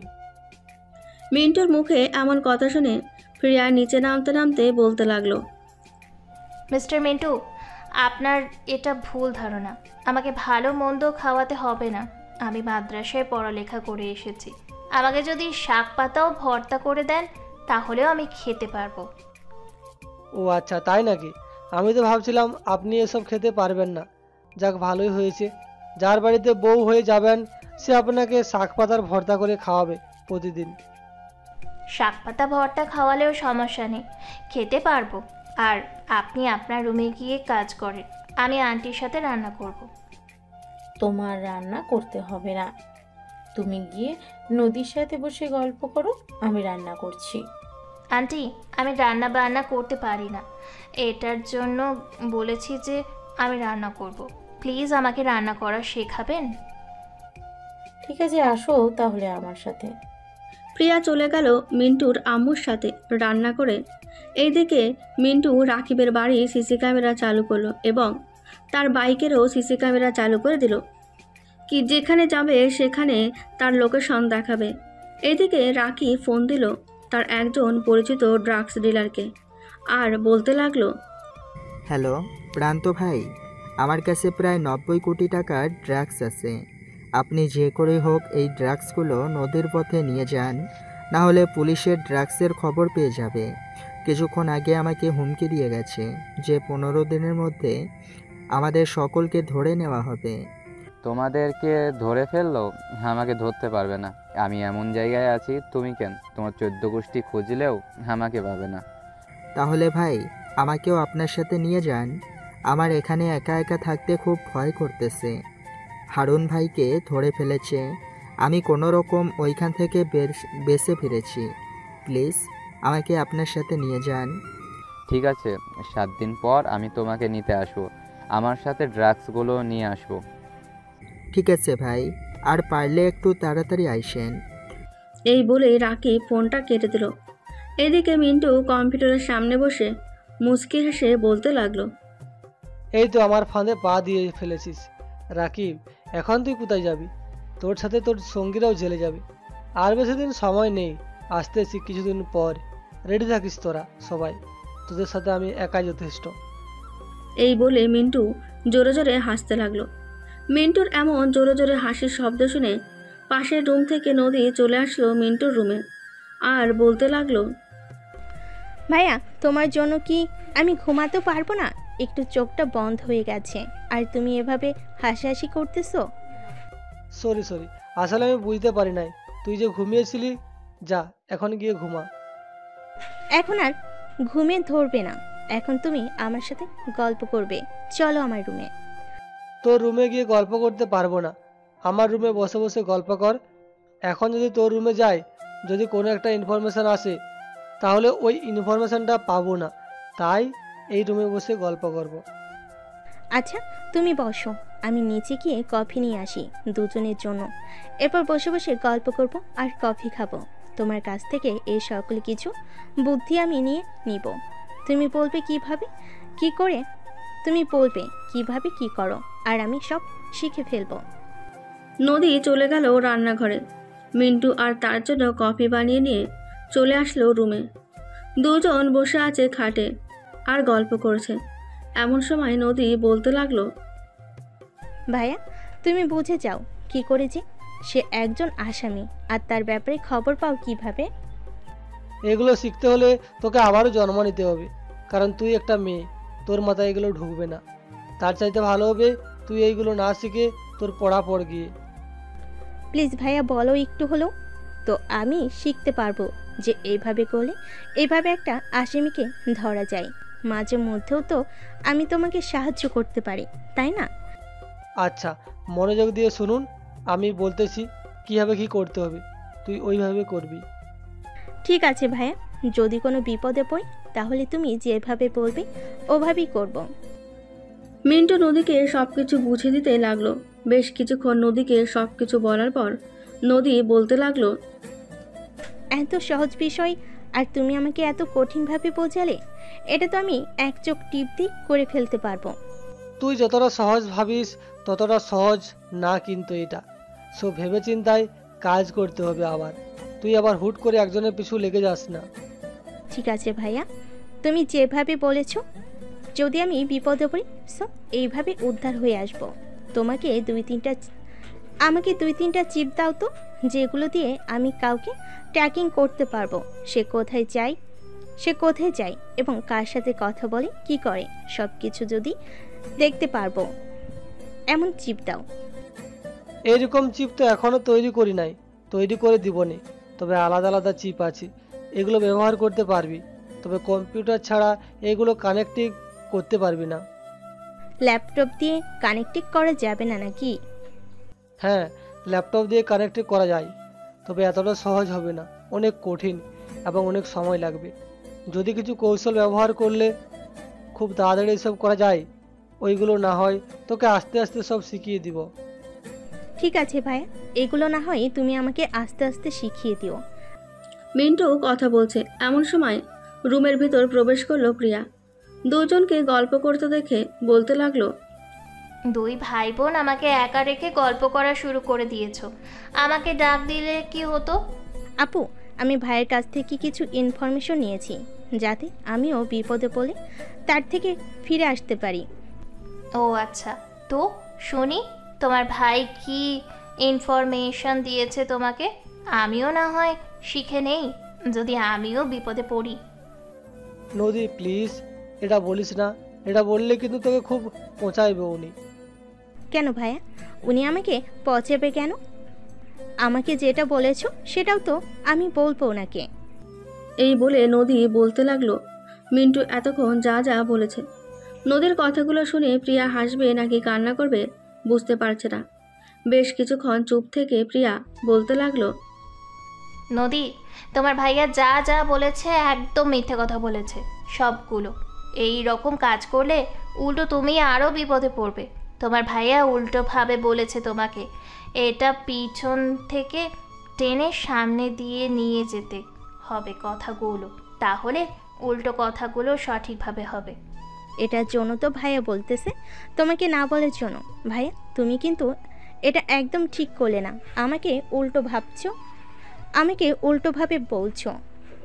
আমি তো তোকে আগে থেকেই বলেছি যে আমি উল্টো করে বলবো, তুই সঠিক করে নিবি, কিন্তু তুই তো বললি যে বুঝে গেছিস। এখন তো কচুটা বুঝলি। যদি উনি না বলে দিত তাহলে তুই সত্যিই অনেক বড় বিপদে পড়ে যেতি। এইসব বলছে মিন্টু, এমন সময় তার ফোনটা বেজে উঠল। তাকিয়ে দেখে রায়হান ফোন দিয়েছে। কলটা রিসিভ করতেই রায়হান বলতে লাগলো, মিন্টু থানার ভিতর থেকে হারুনকে ছাড়িয়ে নিয়ে আসতেছে, তুই তাড়াতাড়ি চলে আয়। কে বা কারা এসেছে আমি তাদেরকে ঠিক চিনতে পারছি না। ওরা ভিতরে কথা বলছে, নিশ্চয়ই ছেড়ে দিবে রাহুনকে। তুই কোনো চিন্তা করিস না রায়হান, তুই শুধু ওদের দিকে খেয়াল রাখ, আমি 10 মিনিটের মধ্যে ওইখানে পৌঁছাতেছি। এই বলে মিন্টু ফোনটা কেটে দিয়ে তাড়াতাড়ি করে চলে আসলো নিচে। বাইকটা স্টার্ট দিয়ে চলে আসলো থানায়। এসে দেখে বড় বড় নেতারা এসেছে। মিন্টুকে দেখে এসআই কিছুটা সাহস পেয়ে বলতে লাগলো, আপনারা আমার সাথে কথা না বলে ওনার সাথে কথা বলেন, কেননা উনি হারুনকে জেলে ঢুকিয়েছে। উনি যদি না অনুমতি দেয় আমি ছাড়তে পারবো না। এই ছেলে তুই কে রে? আর হারুনকে ভিতরে বলে রেখেছিস কেন? তাড়াতাড়ি ছেড়ে দে, না হলে কিন্তু তোর খবর আছে, অ্যাটেম্প টু মার্ডার করে ফেলবে। আরে আরে আমি ভয় পাইছি, এরকমভাবে ভয় দেখালে চলবে নাকি? সোজা ডাইরেক্ট মার্ডারের কথা বলতেছেন? আপনারা নেতা হয়ে যদি একটা সন্ত্রাসীকে ছাড়িয়ে নিতে এসেছেন তাহলে তো আপনাদেরকেও জেলের ভিতর ভরে ফেলতে হয়। এসআই সাহেব আপনি দাঁড়িয়ে আছেন কেন? ওদেরকেও জেলের ভিতর ভরে ফেলেন। মিন্টুর কথা শুনে এসআই তাদেরকে ভেতরে বলে ফেলল। এদিকে মিন্টু একটা লাঠি নিয়ে জেলের ভিতর কয়েকটা জিনিস ভেঙে ফেলল। মিন্টুর এমন আচরণ দেখে এসআই কিছুটা ভয় পেয়ে বলতে লাগলো, কি ব্যাপার স্যার, আপনি নিজে এসব ভাঙতেছেন কেন? এসআই সাহেব আপনি কয়েকটা টিভি চ্যানেলকে ফোন দেন, ফোন দিয়ে বলেন তাড়াতাড়ি আসার জন্য। এইদিকে আমি আমার কাজ শেষ করে ফেলি। এই বলে মিন্টু আরও কিছু জায়গা ভাঙচুর করে ফেলল। বেশ কিছুক্ষণ পর কয়েকটা টিভি চ্যানেলের লোক আসলো। থানার ভেতর ভিডিও করছে। এমন সময় মিন্টু সাংবাদিকদের সামনে এসে বলতে লাগলো, আপনারা দেখেন, ওরা নেতা মানুষ হয়েও একজন সন্ত্রাসীকে ছাড়িয়ে নেওয়ার জন্য এসেছে। যখন তাকে ছাড়া হচ্ছে না তখন ওরা এই থানা ভাঙচুর শুরু করে দিয়েছে। তখন আমি এসে ওদেরকে জেলের ভিতরে ভরে দিয়েছি। এই ছেলে মিথ্যা কথা বলছিস কেন? তুই নিজেই ভাঙচুর করে আমাদেরকে বলতেছিস? দেখেছেন এখন আমার নামে মিথ্যা কথা বলতেছে। আপনারা এসআইকে জিজ্ঞাসা করতে পারেন। এসআই আপনি সত্যিটা বলে দেন ওদেরকে। এই বলে মিন্টু এসআইকে চোখ টিপ দিতেই এসআই বুঝে ফেলল কি করতে হবে। এসআই তাদেরকে বানিয়ে বানিয়ে আরও কিছু বলে দিল। বলা শেষ হতেই সাংবাদিকরা ওইখান থেকে চলে গেল। এদিকে এসআই মিন্টুকে উদ্দেশ্য করে বলতে লাগলো, স্যার আপনার তো অনেক বুদ্ধি, আমি জানলে আপনার থেকে এরকম আইডিয়া নিতাম। খুব ভালো কাজ করেছেন আপনি। এখন যদি এরকম কেউ আসে আমিও এরকম করে তাদেরকে জেলের ভিতর ভরে দেব। না না, তুমি যদি বারবার এসব করো তাহলে সাংবাদিকরা বুঝে যাবে আর বলবে যে এসব আমাদের সাজানোর নাটক। পরে তাদেরকে ছাড়িয়ে নিয়ে যাওয়া হবে, তাদেরকে অন্য কৌশলে জেলের ভিতর পড়তে হবে। ওরা যদি আবারও আসে জাস্ট আমাকে একটা ফোন দিবে, আমি আবারও চলে আসবো, বাকিটা আমি দেখে নিতে পারবো। ঠিক আছে স্যার, আপনি কি চলে যাবেন? হ্যাঁ এখন আমি চলে যাব, কারণ ওইদিকে আবারও দেখতে হবে। ওইদিকে রাকিব তার আরও বড় কাজ শেষ করে বাইরে চলে যাওয়ার সম্ভাবনা আছে। তাদেরকে ধরতে হবে। রেডি থেকো তোমরা। যে কোনো সময় আমি ফোন দিলে তাড়াতাড়ি চলে আসবে। ওদের উপর অ্যাটাক করতে হবে। এই বলে মিন্টু চলে আসলো থানার বাইরে। বাইকটা স্টার্ট দিয়ে বাড়ির দিকে রওনা দিল। হঠাৎ মাঝ রাস্তায় মিন্টুর গাড়ি আটকিয়ে ধরল রাকিব আর বলতে লাগলো, আমাকে মারার হুমকি দিয়েছিলে তাই না? এখন তো তুই নিজেই মরবি। রেডি হ মরার জন্য। এই বলে রাকিব মিন্টুর ওপর হামলা করতে লাগলো। এদিকে মিন্টু তার কোমর থেকে পিস্তলটা বের করে তাদের উপর উড়াধরা গুলি করতে লাগলো। মিন্টুর এমন উড়াধরা গুলি করা দেখে রাকিব ভয় পেয়ে কিছুটা পিছিয়ে গেল আর তার চেলাপেলাদেরকে উদ্দেশ্য করে বলতে লাগলো, এই তোমরা দাঁড়িয়ে কি দেখতেছো? ওর উপরে আক্রমণ করো, যাও তাড়াতাড়ি যাও, ওর উপরে আক্রমণ করো। রাকিবের কথা শুনে তার চেলাপেলারা মিন্টুর উপর আক্রমণ করতে লাগলো, কিন্তু মিন্টু তাদের সবাইকে গুলি করে মাটিতে শুইয়ে দিল। এদিকে রাকিব যেই পালিয়ে যেতে যাবে এমন সময় মিন্টু রাকিবের পায়ে গুলি করে দিতেই রাকিব উল্টে পড়ে গেল রাস্তায়। রাকিব আর উঠে দাঁড়াতে পারল না। এইদিকে মিন্টু চলে আসলো রাকিবের সামনে আর বলতে লাগলো, কি রে, আমার সাথে পাঙ্গা নিতে এসেছিস? এখন দেখলি তো তোর হাল কি হয়েছে। চল তোকে নিয়ে হাসপাতালে যাই, আর তোরা চেলাপেলারা থানায় যাক। এই বলে মিন্টু থানায় ফোন দিয়ে বলে দিল এদেরকে নিয়ে যাওয়ার জন্য। এদিকে মিন্টু রাকিবকে নিয়ে চলে আসলো হাসপাতালে। রাকিবের পা থেকে গুলিটা বের করে ব্যান্ডেজ করে দিল ডাক্তার। এদিকে রাকিব মিন্টুকে উদ্দেশ্য করে বলতে লাগলো, কিরে মিন্টু, তুই আমাকে গুলি করে আবার আমাকে হাসপাতালে নিয়ে এসেছিস কেন? আমি মরে গেলেই তো খুব ভালো হতো। তুই মরে গেলে তো আমি আমার মিশন কমপ্লিট করতে পারবো না। তোর সাথে যারা যারা কাজ করে তাদেরকে তো আর আমি ধরতে পারবো না। এটার জন্য আমি তোকে হাসপাতালে নিয়ে এসেছি। তুই যদি আমাকে সাহায্য করিস তাহলে আমি তোকে ছাড়িয়ে দেওয়ার ব্যবস্থা করতে পারি। সাহায্য করবি তো আমাকে? তোকে বিশ্বাস করা যায় না। তুই আমাকে কখনোই ছাড়িয়ে দিবি না, আমি জানি। তুই যদি আমাকে ছাড়িয়ে দিতি তাহলে আমার পিছনে ঘুরঘুর করতি না, এভাবে আমাকে আগেই ধরে নিয়ে আসতি। দেখ, আমি কিন্তু তোর বন্ধু, সো আমাকে বিশ্বাস করতে পারিস। আমি সবসময় তোকে সাহায্য করব, কথা দিলাম। তুই যদি আমার মতো কথা মতো চলিস তাহলে আমি তোকে থানা থেকে বের করার দায়িত্ব আমি নেব। সত্যি কথা বলতেছিস তো, নাকি তুই আমার সাথে বাটপারি করতেছিস? তোর সাথে বাটপারি করলে আমার কি হবে বলতো? আমি বাটপারি করব না তোর সাথে, তুই নিশ্চিন্ত থাকতে পারিস। এখন আমার কথাগুলো মন দিয়ে শোন। তুই যার যার সাথে কাজ করিস তাদেরকে আমার হাতে তুলে দিবি। 7 দিনের ভিতরে যদি তুলে দিতে পারিস তাহলে আমি মন্ত্রীর কাছে আবেদন করব তোকে যাতে ছেড়ে দেয়। দেখ, 7 দিনের ভিতরে সবাইকে এই বাংলাদেশে নিয়ে আসা সম্ভব না।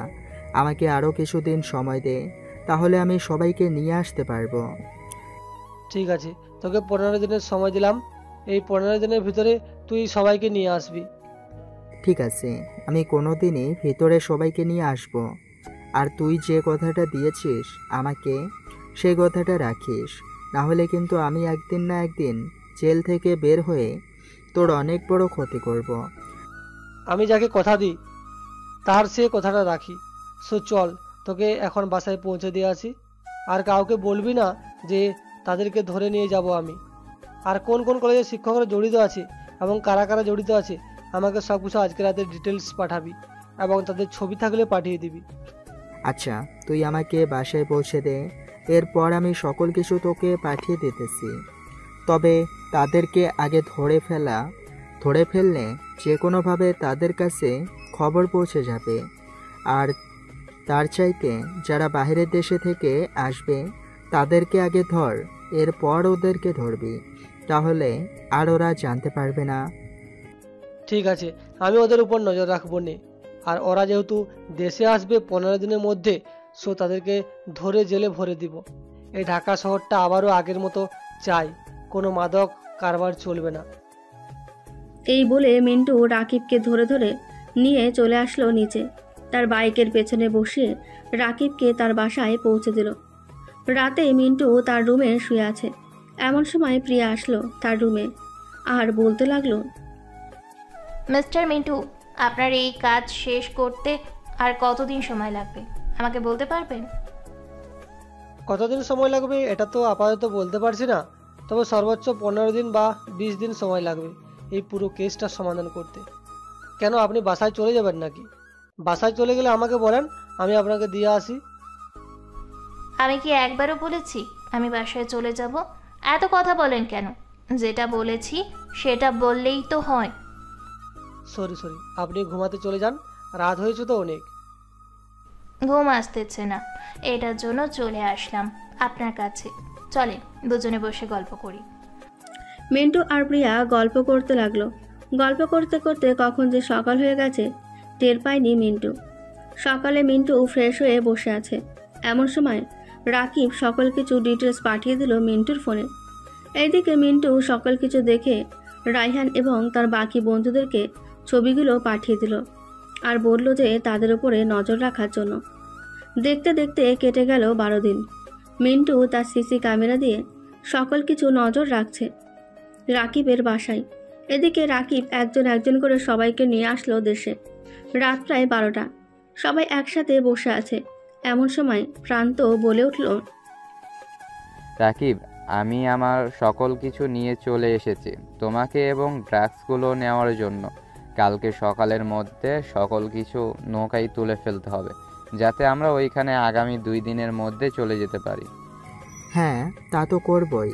আরও কিছু মালপত্র আছে, ওইগুলো জোগাড় করে নেই।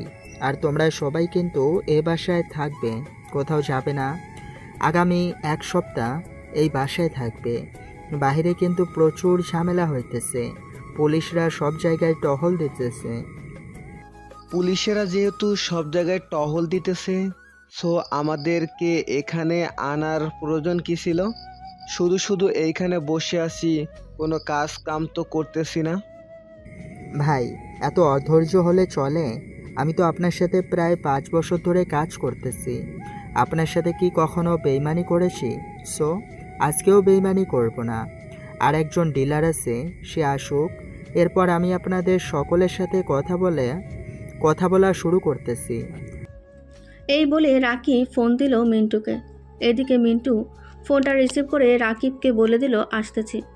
ফোনটা কেটে দিয়ে মিন্টু ফোন দিল এসআইকে আর বলতে লাগলো, এসআই, আপনার সকল টিম নিয়ে চলে আসেন রাকিবদের বাসায়। তবে একটা কথা, আপনারা কোনো গাড়ি নিয়ে আসবেন না, হেঁটে হেঁটে চলে আসেন তাড়াতাড়ি, শর্টকাটে। নাহলে কিন্তু ওরা পালিয়ে যাবে। আমি ওদের বাসায় যাইতেছি। আপনি রাকিবের বাসায় যান, আমরা 15 থেকে 20 মিনিটের ভিতরে পৌঁছে যাব ওখানে। আপনি কোনো মতে ওদের সাথে কথা বলে 10 থেকে 15 মিনিট আটকিয়ে রাখেন। মিন্টু ফোনটা কেটে দিয়ে হাঁটতে হাঁটতে চলে আসলো রাকিবের বাসায়। হেঁটে আসার কারণ হচ্ছে এখানে যত দেরি করবে তত পুলিশরা তাড়াতাড়ি চলে আসবে। এদিকে মিন্টু রাকিবের বাসার কলিং বেল দিতেই রাকিব এসে দরজা খুলে দিল। মিন্টু বাড়ির ভেতরে প্রবেশ করলো মাস্ক পরে। সবাই বসে আছে সোফায়। রাকিব সবাইকে উদ্দেশ্য করে বলতে লাগলো, আপনাদেরকে বলেছিলাম না একটা পার্টি আছে, এটাই হচ্ছে সেই পার্টি। সে আমাদের কাছ থেকে সবগুলো মাল কিনতে চাইতেছে দ্বিগুণ টাকা দিয়ে। এখন আপনারা যদি অনুমতি দেন, সো এই মালগুলো আমি বিক্রি করতে পারি। সে যেহেতু দ্বিগুণ টাকা দিয়ে কিনে নেবে, সো আমাদেরকে বিক্রি করে দিতে হবে মালগুলো। এইগুলো যতদিন রেখে দিব তত তাড়াতাড়ি নষ্ট হয়ে যাবে। আপনারা কত টাকা চার্জ করতেছেন এই জিনিসপত্রগুলো সেইটা আমাকে বলেন, এরপর আমি আপনাদেরকে একটা অ্যামাউন্ট বলতেছি। দেখুন, এইখানে 90 কোটি টাকার মাল আছে। আপনি যেহেতু দ্বিগুণ টাকা দিবেন, সো 200 কোটি টাকা দিলেই চলবে। ঠিক আছে, আমি 200 কোটি টাকা দিতে রাজি আছি।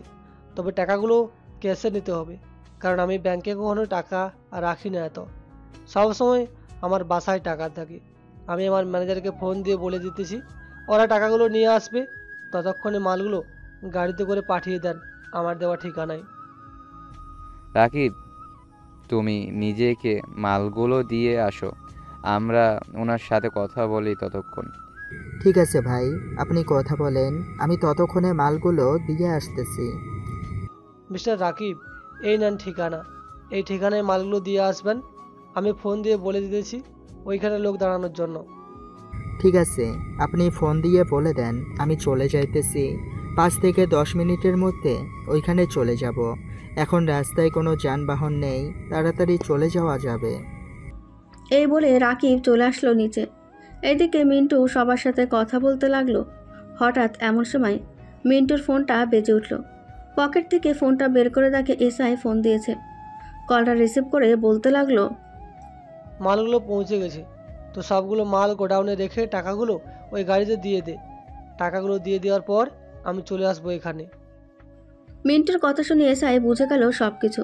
এদিকে এসআই বাড়ির ভেতরে ঢুকতে লাগলো সবাইকে নিয়ে। বেশ কিছুক্ষণের মধ্যে বাড়ির ভেতরে ঢুকে পড়ল সবাই। পুলিশকে দেখে সবাই ভয় পেয়ে যে নিজেদের বন্দুক বের করতে যাবে, এমন সময় মিন্টু তার পকেট থেকে বন্দুকটা বের করে গুলি করে দিল ওদের সবার পায়ে, যাতে ওরা নড়াচড়া না করতে পারে। এসআই, আপনি দাঁড়িয়ে আছেন কেন? ওদেরকে ধরে ফেলেন তাড়াতাড়ি, না হলে তো ওরা পালিয়ে যাবে। মিন্টুর কথা শুনে এসআই এবং বাকি অফিসাররা ধরে নিয়ে চলে আসলো গাড়িতে। সবার হাতে হ্যান্ডকাপ পরিয়ে চলে আসলো থানায়। এদিকে মিন্টু ফোন দিল রাকিবকে। রাকিব কলটা রিসিভ করে বলতে লাগলো, মিন্টু, আমি সকল মালপত্র নিয়ে থানায় চলে এসেছি। তুই থানায় চলে আয়, আমি মালপত্রগুলো তোকে বুঝিয়ে দিয়ে এরপর জেলের ভিতরে ঢুকবো। ঠিক আছে, তুই এইখানে দাঁড়া, আমি আসতেছি। এই বলে মিন্টু সবার সাথে চলে আসলো থানায়। রাকিব সব কিছু বুঝিয়ে দিল মিন্টুকে। মিন্টুকে সব কিছু বুঝিয়ে দেওয়ায় মিন্টু এসআইকে উদ্দেশ্য করে বলতে লাগলো, তাই আমাদের কাজ এখনও শেষ হয় নাই। কলেজের সকল শিক্ষকদেরকে ধরে নিয়ে আসতে হবে। চলেন তাড়াতাড়ি, নাহলে ওরা খবর পেয়ে পালিয়ে যাবে। ওইদিকে আমার বন্ধু বান্ধবরা, তাদেরকে চোখে চোখে রাখতেছি। জি স্যার, চলেন তাহলে যাওয়া যাক। মিন্টু সবাইকে নিয়ে চলে আসলো ওই শিক্ষকদের বাসায়। সবাইকে ধরে ধরে এক এক করে গাড়িতে তুলে ফেলল। দেখতে দেখতে সারা রাতে সবাইকে ধরে নিয়ে চলে আসলো থানায়। পরের দিন সকাল 10টা সবাইকে আদালতে তোলা হলো। সকাল কিছু সাক্ষী প্রমাণ নেওয়া শেষ হতেই মিন্টু বলতে লাগলো, জজ সাহেব, রাকিব আমাকে অনেক সাহায্য করেছে তাদেরকে ধরিয়ে দেওয়ার জন্য। আপনি রাকিবকে এতটা শাস্তি না দিয়ে অল্প একটু শাস্তি দিলে আশা করি রাকিব খুব ভালো হয়ে যাবে। রাকিব যেহেতু তোমাকে সাহায্য করেছে, সো তার শাস্তি কমিয়ে 2 বছর কারাদণ্ড দেওয়া হলো। 2 বছর পর রাকিবকে ছেড়ে দেওয়া হবে। এর চাইতে কম কারাদণ্ড দেওয়া যাবে না। এই বলে জজ সাহেব চলে গেল। এদিকে মিন্টু তার বাসায় এসে দেখে মন্ত্রী বসে আছে। মন্ত্রীকে দেখে মিন্টু সালাম করে বলতে লাগলো, আসসালামু আলাইকুম স্যার, আপনি আমার বাসায়? হ্যাঁ মিন্টু, আমি তোমাদের বাসায়। আমার মেয়ে যেহেতু এ বাসায় একেবারে পার্মানেন্টভাবে থেকে যাবে, সো সে ব্যবস্থা করার জন্য আমি এসেছি। মানে স্যার, আমি আপনার কথাটা বুঝলাম না। আপনার মেয়ে এ বাসায় পার্মানেন্টভাবে থেকে যাবে কিভাবে? আমি তোমার আব্বু আম্মুর সাথে কথা বলছি, তোমার সাথে আমার মেয়ের প্রিয়ার বিয়ে দেব। তোমার আব্বু আম্মু রাজি আছে এবং আজকে রাতেই বিয়ে হবে তোমাদের। মন্ত্রীর কথা শুনে মিন্টু পুরোই অবাক, কি বলবে বুঝে উঠতে পারছে না। প্রিয়ার দিকে তাকাতেই দেখতে পেল প্রিয়া বোরকার আড়ালেও লজ্জা পাচ্ছে। মিন্টু আর কিছু না বলে চলে আসলো তার রুমে। ফ্রেশ হয়ে নিচে এসে খাওয়া দাওয়া করে সবার সাথে গল্প করতে লাগলো। গল্প করতে করতে রাত হয়ে গেল। রাতে মিন্টু আর প্রিয়ার বিয়েটা দিয়ে দেওয়া হলো। রাত প্রায় 12টা। মিন্টু প্রিয়াকে নিয়ে চলে আসলো রুমে। দরজাটা লাগিয়ে দিয়ে দুইজন খাটের ওপর এসে বসতেই মিন্টু বলতে লাগলো, এখনো কি বোরকা পরে বসে থাকবে নাকি বোরকাটা খুলবে? এখন যেহেতু তুমি আমার বর, সো আমি তোমার সামনে বোরখা খুলতে পারি। এই বলে প্রিয়া তার বোরকাটা খুলতেই মিন্টু হাঁ করে তাকিয়ে আছে প্রিয়ার দিকে। এইদিকে মিন্টুর এমন চাহনি দেখে প্রিয়া লজ্জা পেয়ে গেল আর বলতে লাগলো, এইভাবে তাকাবেন না, আমার খুব লজ্জা করে। আমার বউকে আমি দেখবো না তো কে দেখবে? আর প্রথম প্রথম তো এরকম একটু লজ্জা করবেই। এই বলে মিন্টু প্রিয়াকে জড়িয়ে ধরে প্রিয়া তার ধৈর্যরা দখল করে নিল। বেশ কিছুক্ষণ এভাবে থাকার পর প্রিয়া বলতে লাগলো, অনেক লিপ কিস করা হয়েছে, এবার আদর করো আমাকে, আমি আদর খাবো। নিশ্চয়ই আদর করবো তোমাকে, কাছে আসো, আদর করতেছি। এই বলে মিন্টু প্রিয়াকে আদর করতে লাগলো। আদর করতে করতে রাত পার হয়ে সকাল হলো। তারা দুজন এখন ঘুমা, আমরা না হয় সবাই বিদায় নিই। সবাই ভালো থাকবেন, সুস্থ থাকবেন। আবারও দেখা হবে পরবর্তী কোনো গল্পতে।